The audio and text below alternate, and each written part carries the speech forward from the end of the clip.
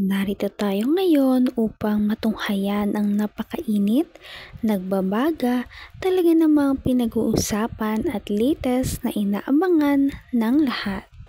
Ang latest update sa buhay ni Ate Erica at ang gulong nangyayaring kasalukuyan sa pamilya nila. Talagang palala ng palala ang issue ni Ate Erica dahil ngayon nga ay minadawit na namang pangalan ng isang vlogger na close daw kay Ate Erica na vlog daw siya na hindi daw siya binibigyan ng pera o talent fee sa kanyang mga video. May isang aligasyon sa isang vlogger. Aba po, pag ako po ay lumalapit sa atin yung tao, abay, hindi pwedeng walang bahala po natin ito. Ako po ang tolpo ng Camarines Norte. Kapag mayroong mga sumbong reklamo kay Val Santos Matubang, kakampin niyo ako. Walang tulugan, walang iwanan, handa akong gumastos at ditibahan ko kayo. Ito mga kaibigan, isang vlogger po, ang sabi daw po ay si Kalinga Prab daw ay, binablog yung anak, subalit ni 5 po ay walang binibigay. Anong klaseng vlogger yan? Walang ganyang vlogger po. Dapat pagka nag-vlog kayo, abay, hindi pwedeng basta lang ganyan na thank you. Baka naman po ay yung kita sa vlog niya ay binubulsa nito. Hindi pwede po. Aling Gina, huwag ka mag-alala. Kakampi mo ako. Sino ba itong nag-text sa atin? At nagpaabot po ng sumbong.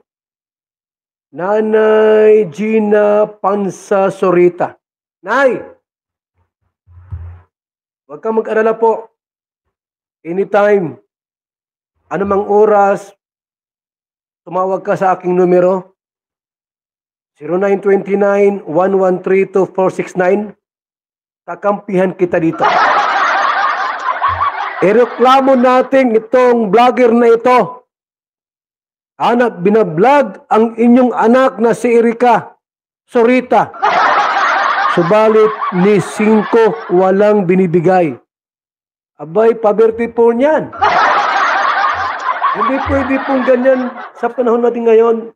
Bigas, kahit bigas, wala man inaabot sa inyo. Hindi pwede yan, Nay Sorita. Nay Gina, i-text mo ako sa numerong ito, ha? At kung saan ka man nakatira, pakilagay po ang inyong address at yung mga staff ko dyan pupunta sa iyo para interviewin ka kung ano ang mga bagay na dapat gawin natin. Ireklamo na. At nagsalita na nga ang mama ni Ate Erica na talaga namang nagpabaya sa kanila noong mga bata pa daw sila kaya kinupkup siya ng kanyang lolo at lola. At ngayon nagreklamo daw ito na may hindi daw nagbabayad sa kanya na vlogger na talagang sikat at close kay Ate Erica. Sino kaya ang vlogger na ito? Alamin natin kung sino. Ka kung ano ang mga bagay na dapat gawin natin. Ireklamo natin yan sa kahit dyan sa abogado natin. Hindi pwedeng ganyan mga kaibigan. Binablog mo yung isang tao, wala kang binibigay. Abay, lapastangan yan. Ito po mga kalingap, unang muna, isang babae po ang ating munang pakikinggan ngayon. Ito.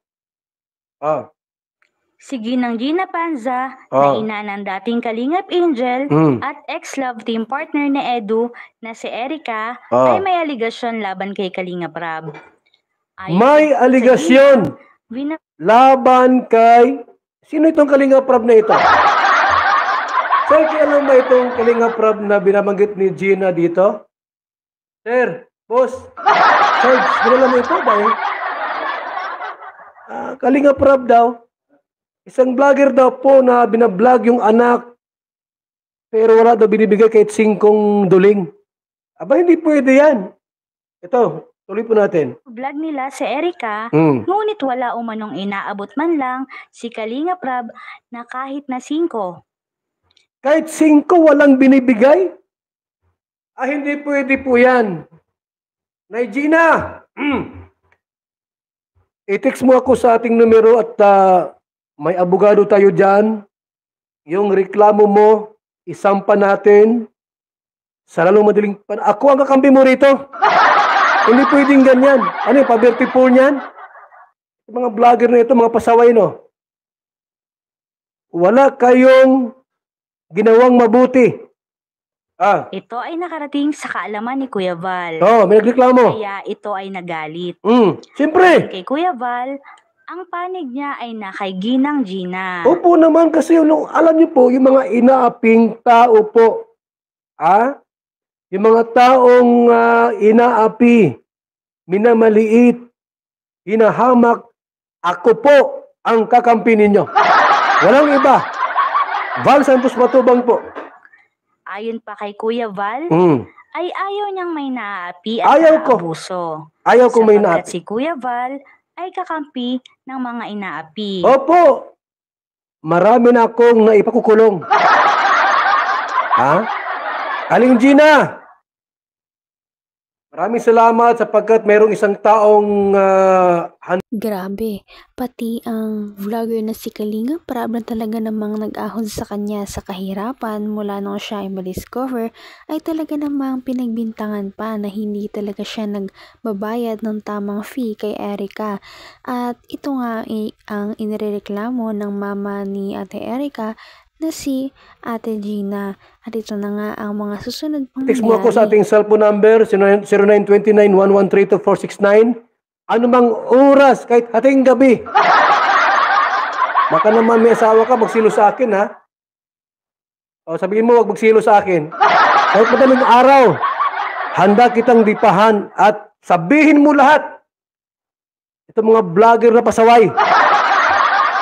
Ang buong kwento at katotohanan sa likod ng aligasyon ay tutukan ngayong araw sa live program ni Kuya Val Santos Matubang. Magandang tanghali mga kalingap. Yan po mga kaibigan, alam nyo, hindi ako kumain ng tanghalian kasi kapapasok ko lang po yung sumbong sa office natin. Ang sabi nung secretary natin, ako'y nasa Naga po ngunyan, nag-chat po. Sabi ko, tumawag ka, di ko maintindihan yung chat mo. Mayroon na pong nagreklamo sa office natin, dyan po sa Daet, sa Magang, Barangay Magang, Gina Surita daw po ang pangalan. Sabi ko, anong reklamo ni Gina Surita? Tungkol saan yan? Ang sabi po nito, binablog daw po yung anak ni Kalinga Prab. Sabi ko, sino si Kalinga Prab? Taga saan yan? Sabi, taga Daet daw po. Ngayon, anong reklamo niya? Sabi ko, after daw po nung vlog, walang binibigay ni Singkong Kusing. Baka naman ipakumita yung channel ni Kalinga Prab. Mataas na po ang views. Hindi pwede yan. Dapat bukit malamang pangkapi-kapi, pang tinapay po yung magbigay man lang kahit 100 gatos. 200. Wala nga pong binibigay si Kalinga Prab. Ito po yung video po. Ito. Yung video po, mga kaibigan, para malaman natin ang buong katotohanan tungkol sa kwentong ito, Ito po, mga kaibigan, Prab, ipinahiya si Kalinga Prab at sinabing walang natanggap na pera kahit Sino ba ito? So, yan po yung ating pag-uusapan po mamaya mga Kalinga, pero bago po natin ipagpatuloy ang video ito sa mga Kalinga Angels 27. Ito po ang aking sekretary. Ayan. Si Kalinga Angels 27. Grabe talaga ang mga revelasyong nalaman natin sa video na ito. Ano na kaya ang mangyayari sa pamilya ni Ate Erica? At hanggang dito na lamang muna magtatapos ang ating napakainit, nagbabaga at pinakainaabangan na latest issue ni Ate Erica.